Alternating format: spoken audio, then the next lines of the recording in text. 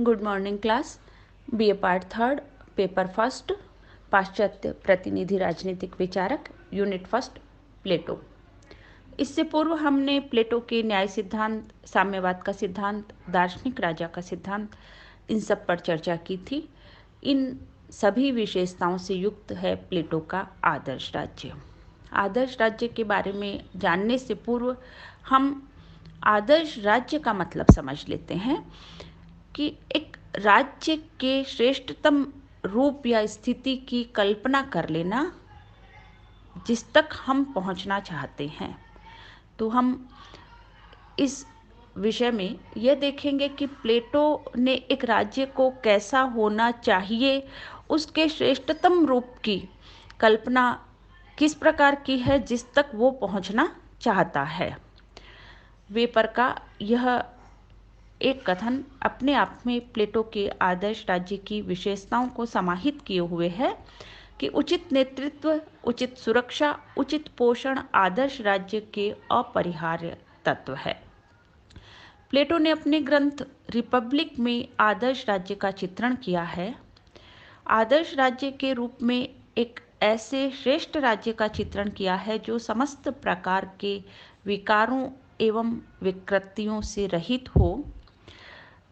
आदर्श राज्य की अवधारणा के जन्म का आधार स्वयं प्लेटो का राजनीतिक अनुभव रहा है।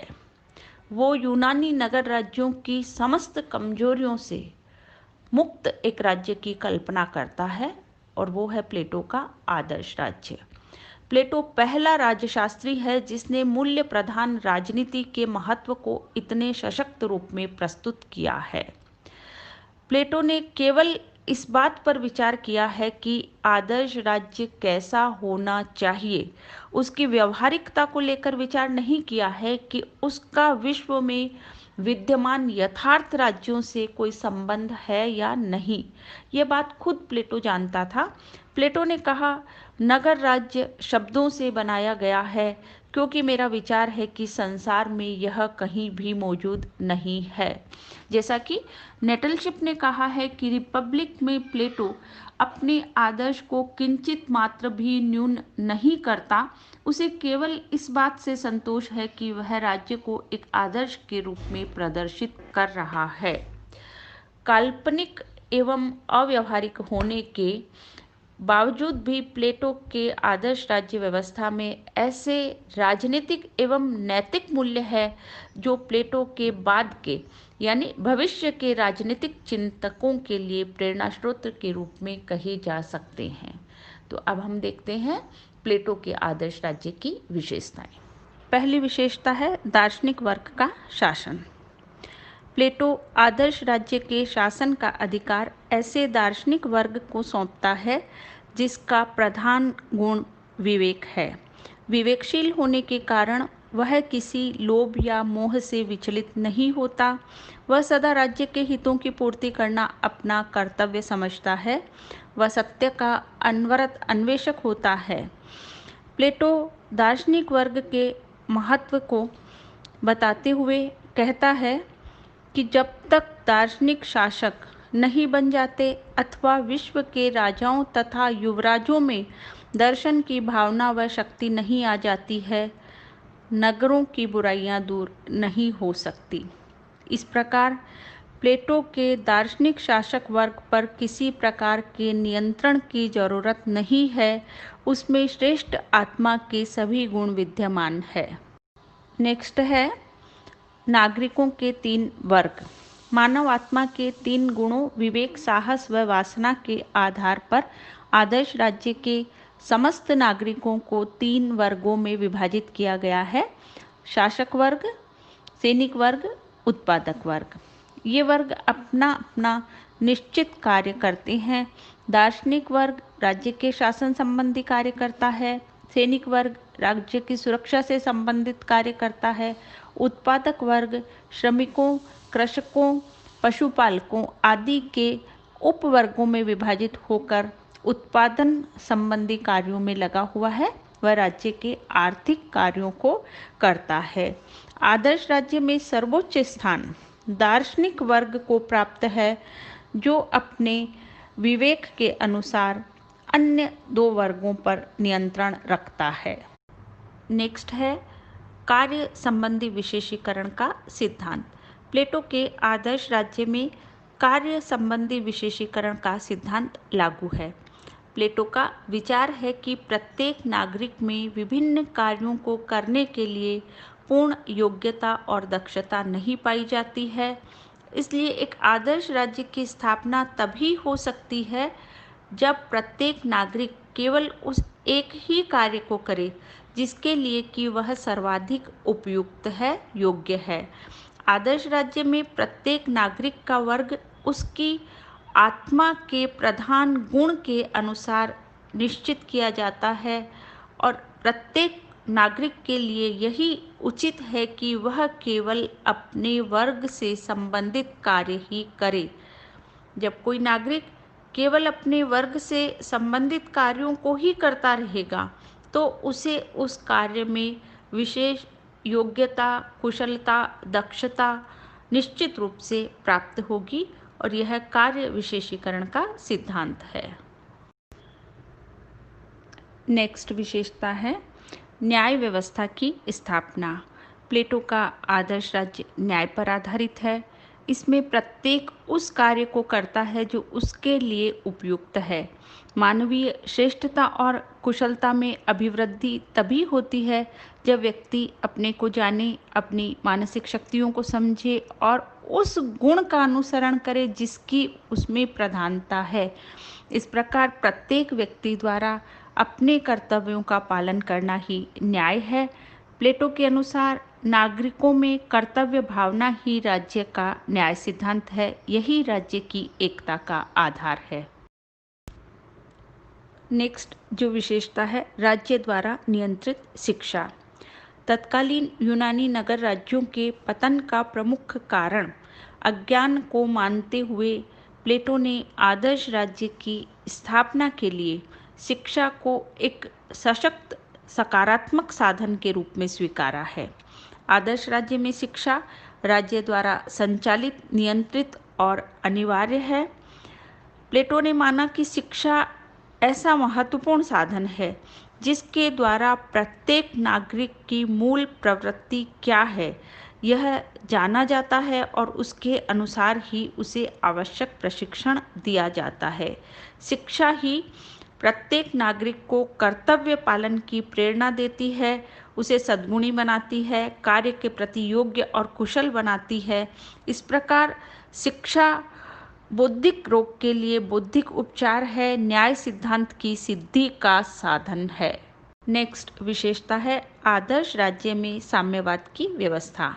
प्लेटो के आदर्श राज्य में दो वर्गों दार्शनिक शासक और सैनिक वर्ग के लिए साम्यवाद की व्यवस्था की गई है।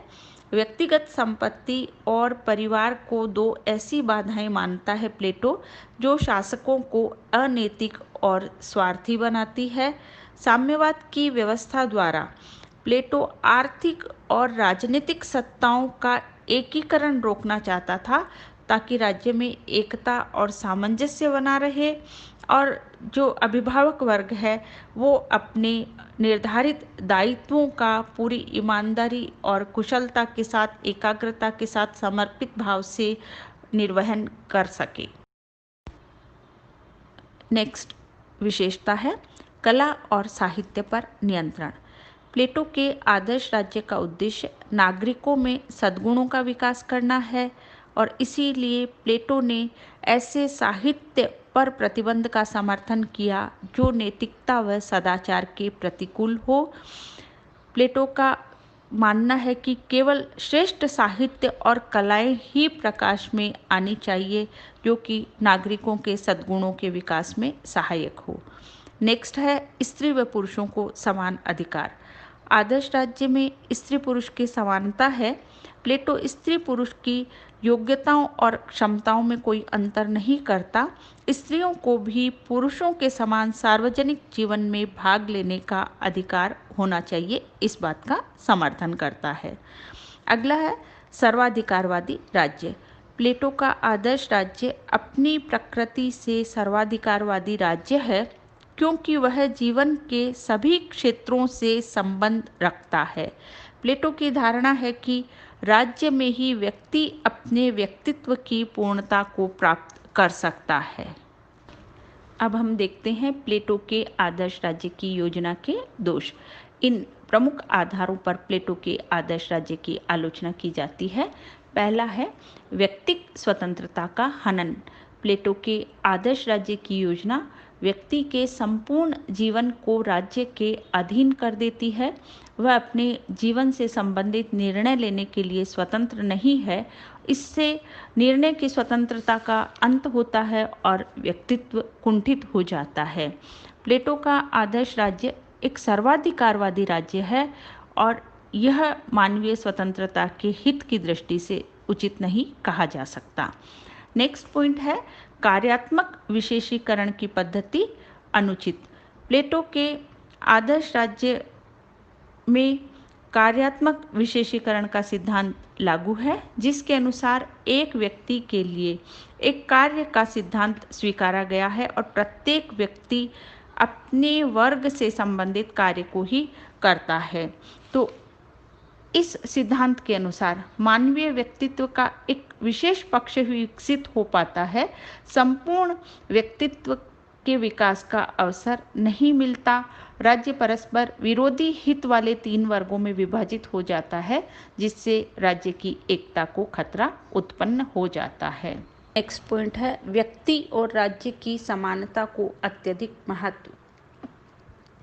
मानवीय आत्मा के 3 तत्वों के आधार पर राज्य के नागरिकों को 3 वर्गों में विभाजित करना पूर्णतया अनुचित और अव्यवहारिक है।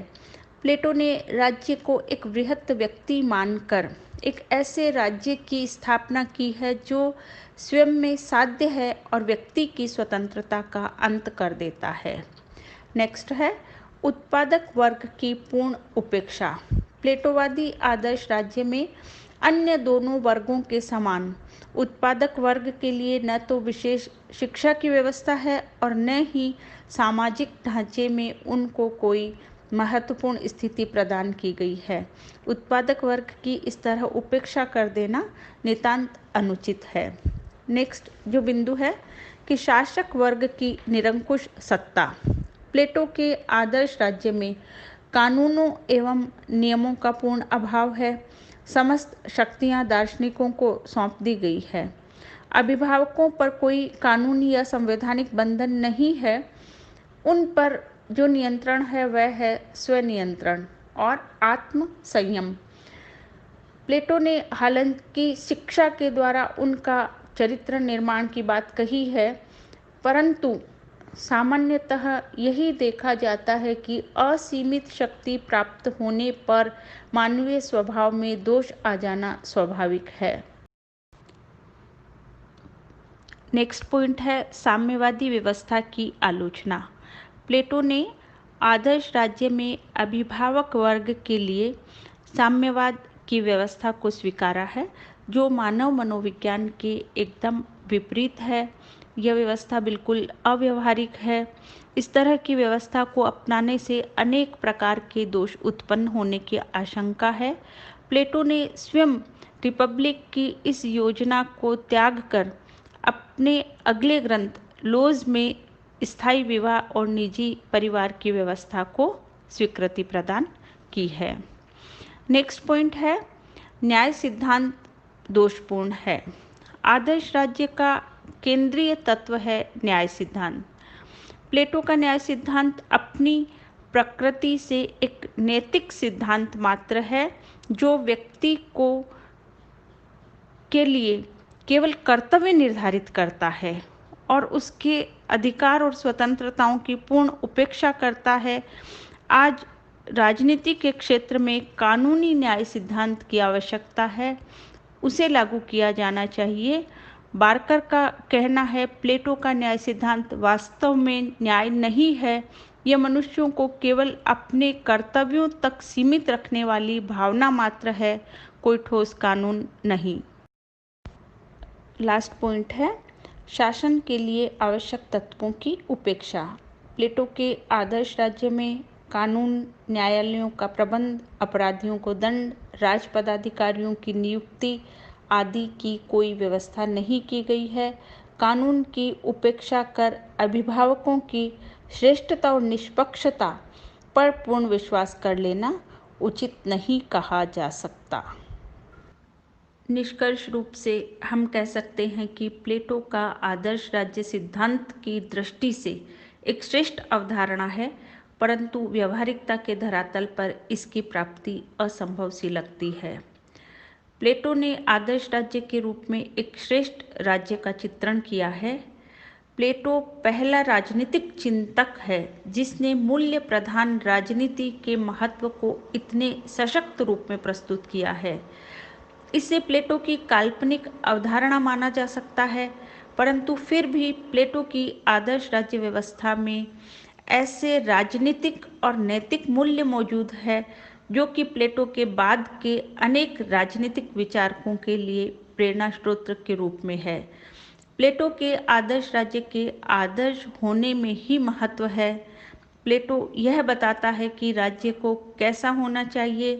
प्लेटो एक नमूना या मानदंड प्रस्तुत करता है जिसके आधार पर विद्यमान राज्यों को आंका जा सकता है, उनकी कमियों का पता लगाया जा सकता है और यथासंभव श्रेष्ठ बनाने का प्रयास किया जा सकता है। धन्यवाद।